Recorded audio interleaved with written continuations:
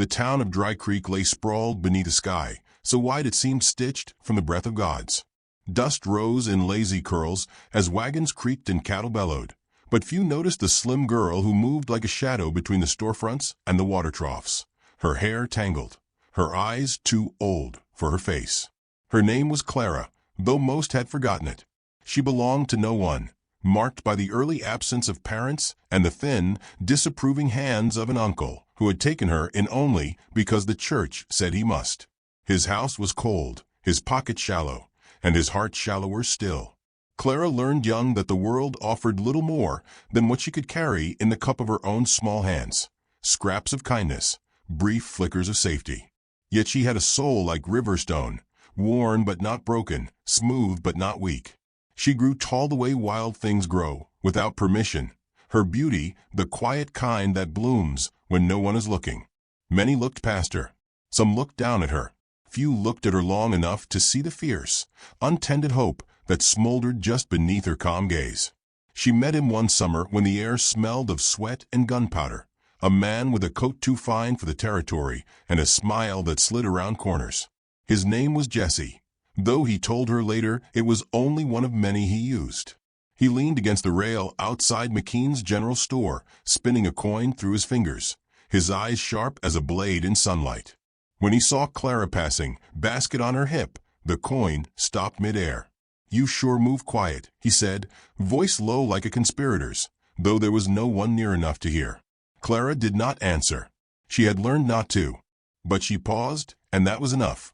Over the days that followed, Jesse became a frequent figure in her world. He spoke words dipped in honey, words that told her she was different, special, deserving of more than Dry Creek could ever offer. He painted visions with his tongue, green valleys beyond the mountains, cities where a girl like her could wear silk, where no one would call her a burden or a mouth too many to feed. Clara listened. She wanted to believe. She wanted to be chosen, to be loved not for duty, but for desire. So when Jesse offered his hand one humid evening and said, "Let's go see what's beyond all this dust," she took it. The road was not what she imagined. Days scorched her skin, nights gnawed her bones with cold. Jesse grew restless, irritated. When the trail was hard, he muttered curses not at fate, but at her. "You eat like a bird, but drag like an ox," he spat one morning when her steps lagged behind. She bled from her heels, but she smiled and said nothing, because to complain would be to lose what little tether she had to him. Then came the afternoon when the horizon turned the color of old rust, and the wind smelled of distant rain. They were low on provisions, water skins dry as tinder. Jesse stared long and hard at Clara as they sat by a dwindling fire. She met his gaze, thinking he might touch her hair, might draw her close. Instead, he stood, brushing dust from his trousers with sharp, impatient slaps. "You're dead weight," he said, as if pronouncing sentence. Before she could answer, not that she had the words, he pulled a length of rope from his saddlebag.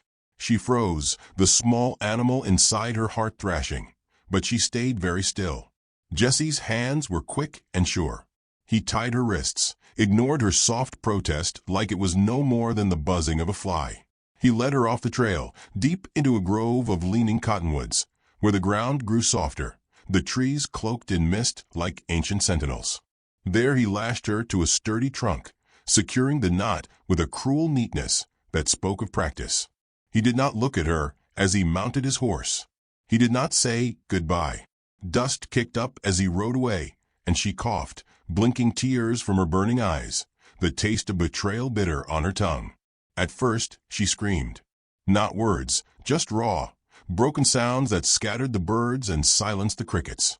But Dry Creek was far behind them now, and no one came. When her voice failed, she fought the knots, bruising her skin to purple. The sun lowered itself behind the distant hills, and the cold came in like a tide. She sagged against the tree, her body shivering with fatigue. The second day blurred into the third. Hunger clawed at her belly. Thirst cracked her lips. She hallucinated sometimes, saw her mother's face, heard her father's old guitar. She spoke to them, begged them, apologized. Time lost all meaning. The tree became a part of her. The rope bit into her spirit. Sometimes she thought she had already died, And this was hell. Endless waiting, endless thirst, endless abandonment. And yet, something stubborn inside her refused to let go.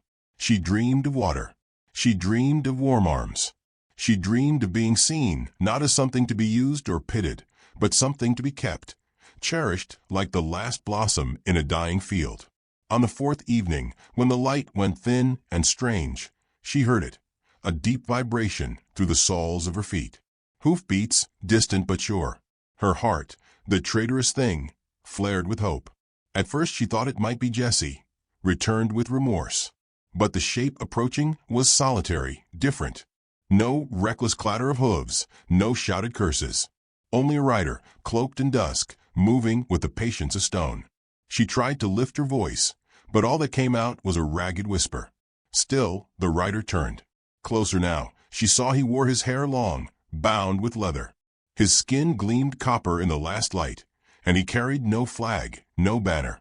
Only a bough slung across his back, a knife at his hip, and an air of sorrow so deep it seemed to seep into the earth itself. The horse snorted, wary, but the man spoke a low word, and the beast stilled. He dismounted, walked toward her. No hurry, no fear. Clara felt shame rise in her, thick and hot. She must look monstrous, filthy, ragged, broken. She wanted to turn her face away, but the rope forbade even that small dignity. He paused a few feet from her. His gaze, dark and fathomless, held hers. For a long moment, they simply breathed the same air. Then, without a word, he drew a knife from his belt. Panic flared, an old, reflexive thing, but he moved with infinite gentleness. The blade flashed once, twice. The rope slithered away, falling like a dead snake to the ground. Her knees gave way, but strong arms caught her. She gasped, the shock of touch after so much isolation overwhelming her senses. The man shifted her weight easily against his chest. His heartbeat was steady, a grounding rhythm against her cheek. With slow, deliberate movements, he carried her to his horse, wrapped her in a thick woven blanket that smelled of smoke and cedar, lifted her before him, as if she weighed no more than a bundle of feathers. As they rode into the dark, Clara let her body rest for the first time in days. The man's warmth seeped into her bones. He spoke in a language she did not know, low and soothing, like a prayer meant for the stars alone. Clara closed her eyes. For the first time since Jessie's betrayal, she dared to believe she might wake to see another sunrise. And somewhere deep inside her, a spark, small, defiant, began to glow again, fed by the silent promise in the stranger's touch. You are not broken. You are not alone. Not anymore. The night rode heavy upon the desert, its cloak stitched with thin silver stars, and the only sound was the soft thud of hooves against the earth. Clara drifted between sleep and waking, the warmth of the stranger's body a steady wall against the cool air, the rhythm of the horse's gait a lullaby for her battered spirit. She did not know how long they traveled. Time had become a shapeless river, but when the horse finally slowed, the world was bathed in the soft blue of pre-dawn. They had come to a hollow where a creek whispered over smooth stones, its voice low and secretive. Trees leaned over the banks, their branches tangled like old hands, and in the hush of that place, Clara felt, for the first time, a stirring of safety. The warrior dismounted with a fluid grace that spoke of a lifetime spent in the saddle. He lifted her down carefully, his hands never lingering too long, respectful as a priest handling a sacred relic. Her legs crumpled beneath her, and he caught her again, frowning slightly as he studied her face. He made no noise, only gathered her closer and carried her to a flat patch of ground near the water. There, he laid her down upon a woven blanket, the weave tight and intricate, the colors faded but beautiful. He knelt beside her, drawing a small water skin from his belt. With infinite patience, he offered her a sip. The water tasted like life itself, sharp and cold against her cracked lips. Clara drank greedily, coughing when she swallowed too fast. He placed a steady hand on her shoulder, not to restrain her, but to anchor her, to remind her she was still tethered to this world. When she had drunk her fill, he rose and moved about the camp with quiet purpose. He gathered kindling, coaxed a fire into being with a flint and steel.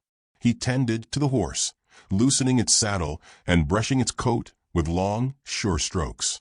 He fed the old dog that had been trailing him, a shaggy creature with one ear torn and eyes clouded with age. The dog wagged its tail at Clara, limping over to lay its head on her knee. She touched the matted fur with trembling fingers and felt, astonishingly, the burn of tears behind her eyes. The man spoke at last, his voice low and melodic, shaped by a tongue unfamiliar to her. His words fell like soft stones into the quiet, soothing even though she could not grasp their meaning. He gestured to the fire, to the warmth waiting there. Clara pulled herself upright, muscles screaming protest.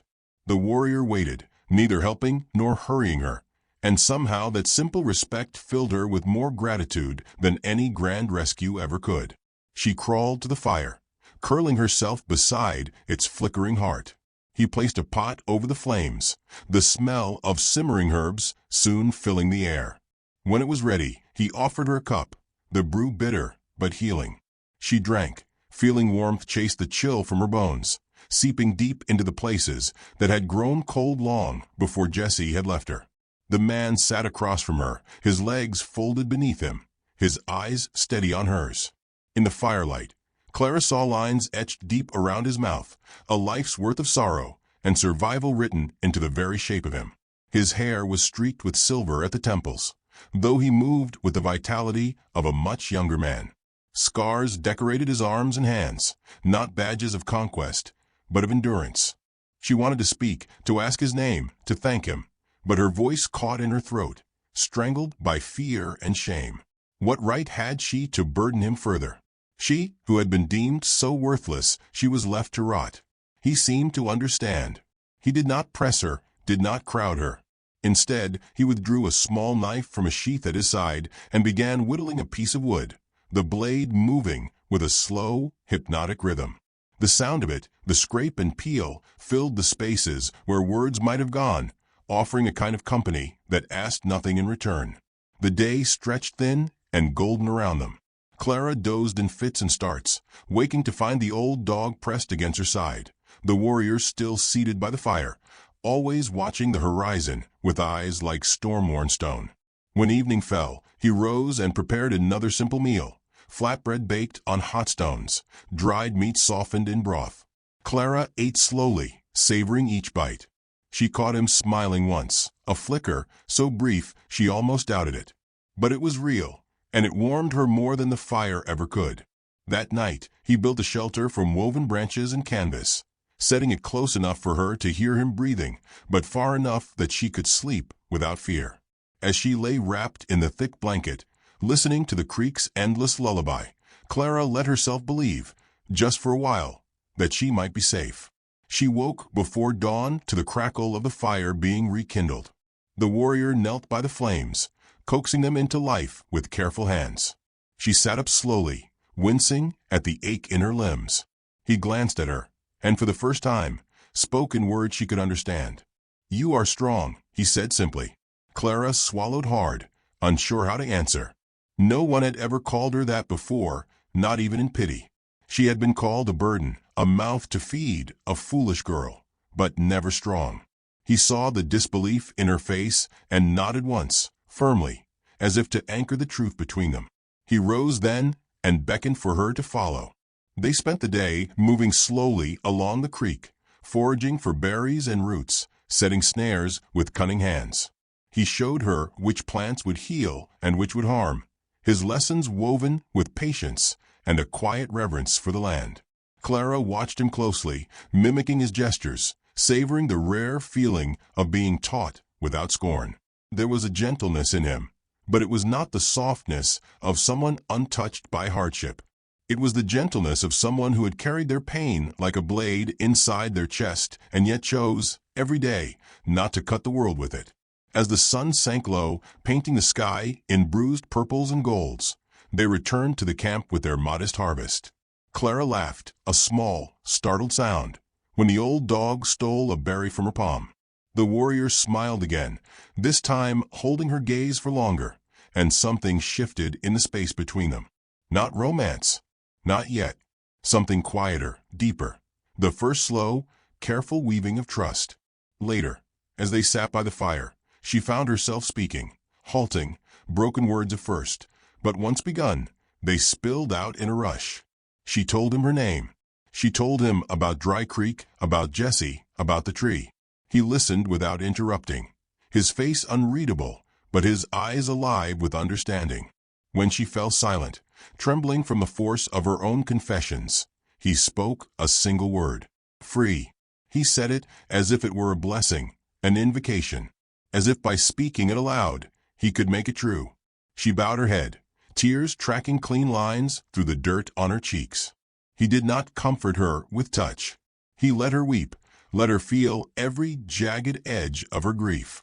And when the storm inside her finally passed, when she wiped her nose on the hem of her tattered sleeve and looked up, she found him still there, solid and unwavering, like the earth itself. That night, Clara lay awake beneath the shifting stars, listening to the breath of the man and the dog beside her, the gurgle of the creek, the endless whisper of wind through the trees. She was no longer tied to a tree, no longer left for dead. She was tethered now to something far stronger than rope or promise, the slow, patient beginning of hope.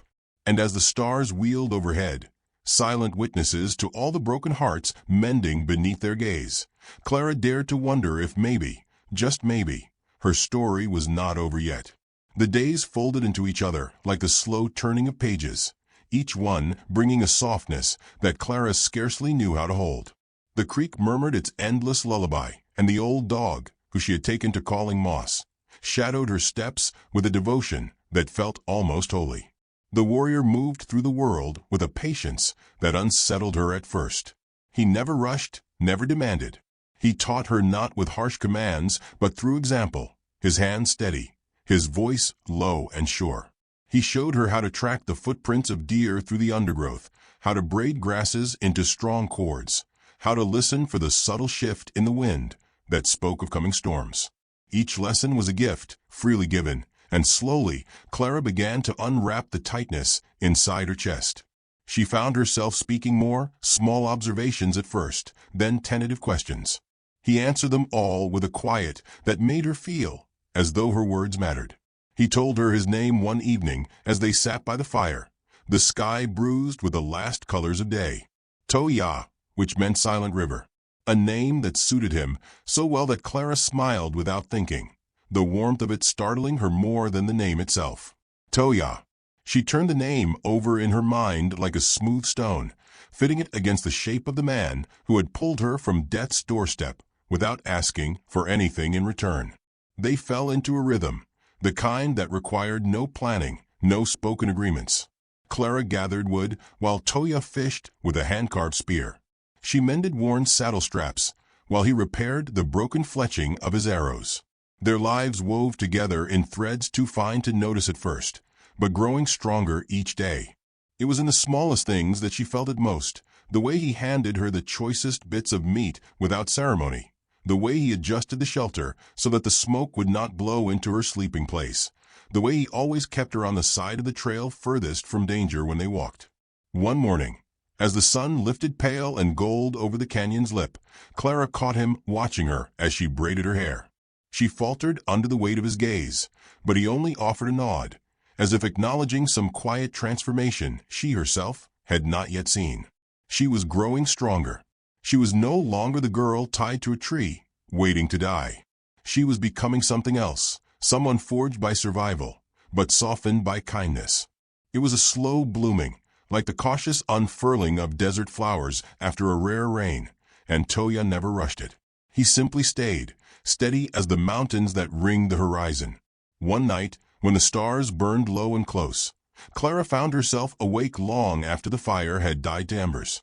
She sat up, drawn by a restlessness she could not name, and walked the few steps to where Toh Yah lay wrapped in his blanket. She hesitated, the cool air brushing goosebumps along her arms. He stirred, sensing her presence even in sleep. His eyes opened, reflecting the faint starlight, and he regarded her without alarm. Without speaking, she sat beside him, pulling the blanket tighter around her shoulders. They sat like that for a long time, the silence between them not empty, but full of all the things they could not yet say. Clara felt the trembling start deep inside her, the old fear of reaching out, of being slapped away. But she pressed her palm to the earth, steadying herself, and then, slowly, she let her hand brush against his. He did not move, did not startle or grasp. He simply let their hands rest together, fingers barely touching, a bridge no wider than a breath. Tears prickled her eyes, unbidden. It was not passion that flooded her then, but something deeper, rarer, the raw ache of being seen, truly seen, and not found wanting. Toh Yah turned his hand, the calloused pads of his fingers brushing hers in a silent question. When she did not pull away, he interlaced their fingers, the contact as light as moth wings against her skin. There, under the stars that had witnessed the rise and fall of countless worlds, Clara understood something she had never known with Jesse, or anyone before him. Love was not a storm. It was not a fire. It was not loud or dazzling. It was a river, moving slow and sure beneath the earth, carving canyons with its quiet strength. In the days that followed, she found herself laughing more, soft, surprised laughter that bubbled up at odd moments. When Moss chased his own tail in a dizzy circle. When Toh Yah caught a fish with his bare hands and presented it to her with a mock-serious bow. When a sudden rainstorm sent them scrambling for shelter, soaked and breathless and smiling.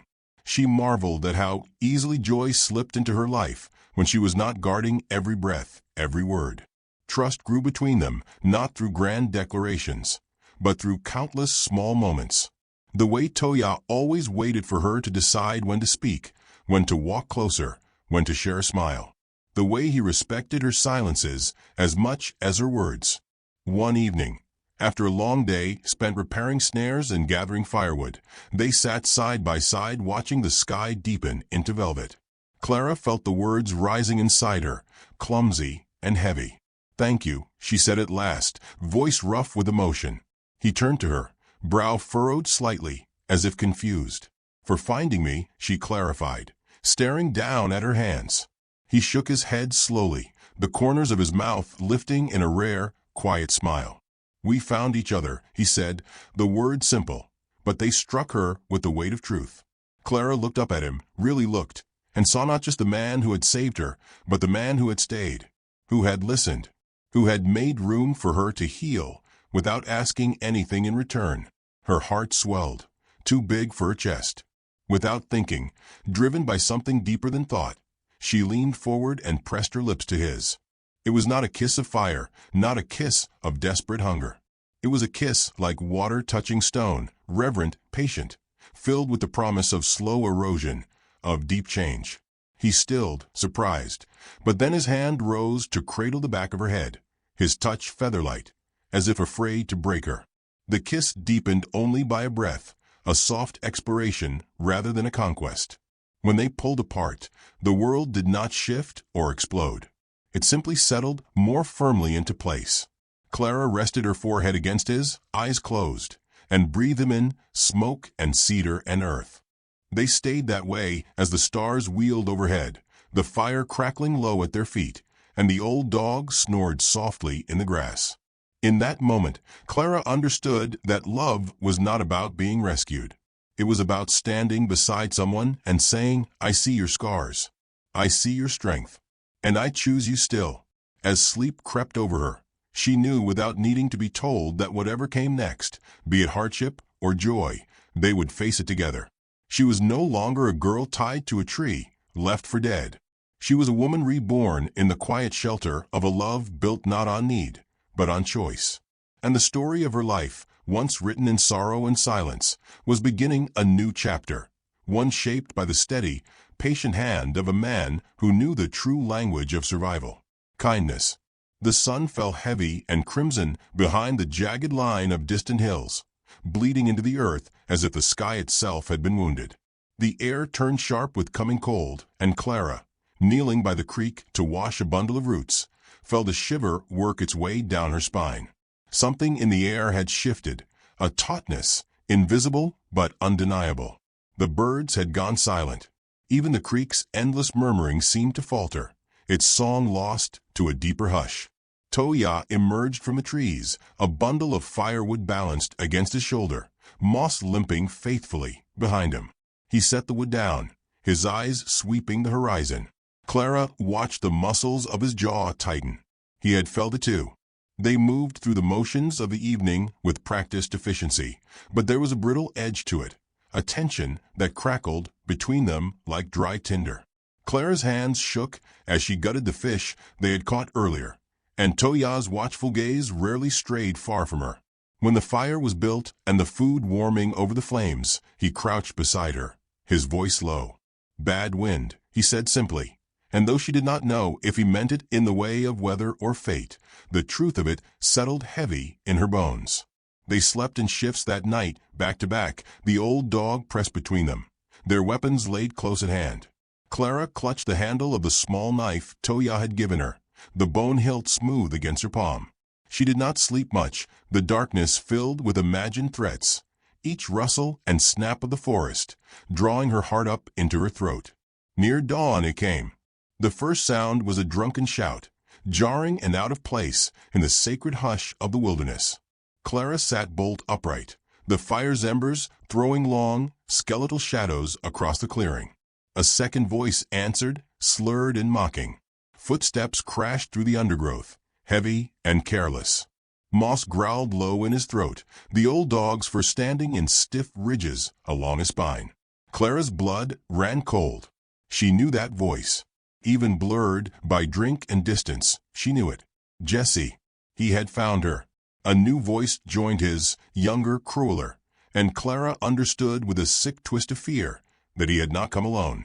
Toh Yah rose, silent and deadly, his knife already in hand. He turned to Clara, his face grave. "Go," he whispered, jerking his chin toward the trees. But Clara shook her head. The fear that rooted her now was different than the terror that had once pinned her to that cottonwood. She would not leave him to face them alone. The first man stumbled into the clearing, his face gaunt, his eyes wild. Jessie. His clothes hung loose on his frame, and his smile, once so quick, so easy, was now a twisted thing, all teeth and venom. "Well now," he slurred, swaying slightly. "Ain't this sweet? Little bird's still alive after all." Clara rose slowly, the knife hidden against her thigh, her heart hammering against her ribs. She met his gaze squarely, the terror inside her folding itself into something harder, sharper. Jessie's eyes slid over her, dismissive, before landing on Toh Yah. "Who's this?" He sneered. "Your new man? Heh. Took you in, did he? Probably don't know how you begged me to save you." Toh Yah did not move, did not speak. He simply stood there, a wall between Jessie and Clara, his silence more powerful than any threat. Another man, younger and meaner looking, stepped into the clearing, carrying a rifle loosely in one hand. He laughed, a high grating sound. "We'll just take her back," Jessie said, as if discussing a stray calf.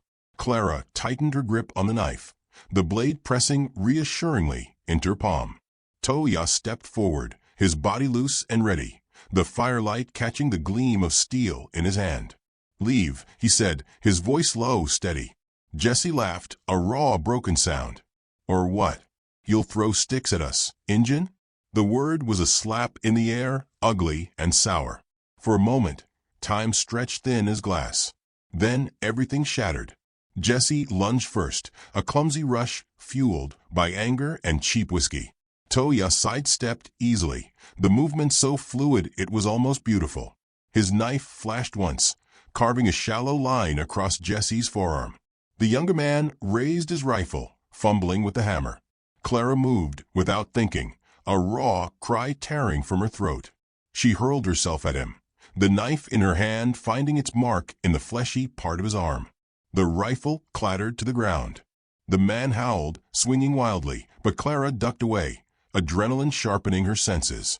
Moss, old but fierce, lunged at the man's legs, teeth sinking into worn leather and flesh. Jessie roared and turned back toward Clara, murder writ clear across his ruined face. But Toh Yah was faster. He struck Jessie hard across the jaw with the butt of his knife, sending him sprawling into the dirt. Blood bloomed from his mouth, dark and wet. The younger man scrambled to his feet, clutching his bleeding arm, and fled into the trees, curses trailing behind him like smoke. Jesse, stubborn and stupid, pushed himself upright, swaying. "You think you won?" He spat, his words thick with rage and blood. "You're nothing without me, Clara. You always were." Clara stepped forward, knife still in her hand, though she knew she would not need it now. "No," she said, her voice steady, clear as the creek at dawn. "I was nothing with you." Jesse's face twisted in confusion, rage battling with disbelief. She turned her back on him, the final insult. Behind her, Toh Yah loomed, a silent sentinel. Jesse stumbled backward, cursing them both, then turned and staggered into the woods after his companion, leaving only the wreckage of his bitterness behind. The clearing fell silent once more, save for the crackle of the fire and the low, steady growl of Moss, who finally laid down again, panting but triumphant. Clara stood very still, the knife falling from her fingers into the dirt. Toh Yah approached her, cautious as always, and placed a hand lightly on her shoulder. It was done. The ghost that had haunted her steps, that had wrapped itself around her throat, was gone. She sagged against him, exhaustion and relief crashing over her in equal measure. He gathered her into his arms, not as a rescuer, not as a savior, but as a partner, an equal. They sat by the fire until the sky lightened into the fragile pink of morning, holding each other, the old dog curled at their feet. Later, as the sun climbed, they packed their things in silence, the rhythm of their movements seamless. The clearing, once their sanctuary, now felt too full of old echoes. They rode west, following the line of the river, the horses' hooves stirring small clouds of gold dust. That night, they camped beneath a canopy of stars so thick and bright it seemed the heavens had split open. There, in that quiet place, without witness or ceremony, Toh Yah took Clara's hands in his touch reverent. In halting English and words of his own tongue, he spoke vows not of ownership, but of partnership. Promises woven from survival and respect, from the slow, steady growth of two souls intertwining. Clara answered without hesitation, her voice trembling with the weight of it. There was no need for rings, no need for priests. The earth, the stars, the wind, they bore witness enough. He pressed his forehead to hers, a gesture more intimate than any kiss. In that moment, they were not broken things, not survivors clinging to each other's wreckage. They were a beginning. And though the road ahead would surely be hard, shaped by weather, by hunger, by the relentless hand of fate, they would walk it side by side. Blood had been spilled. Fire had been survived. And forever, as it turned out, was not built from grand gestures. It was built from small kindnesses, patiently laid, one after another, until even the fiercest storm could not tear it down. Under the endless, watching stars, Clara closed her eyes and smiled. For the first time in her life, she was exactly where she belonged.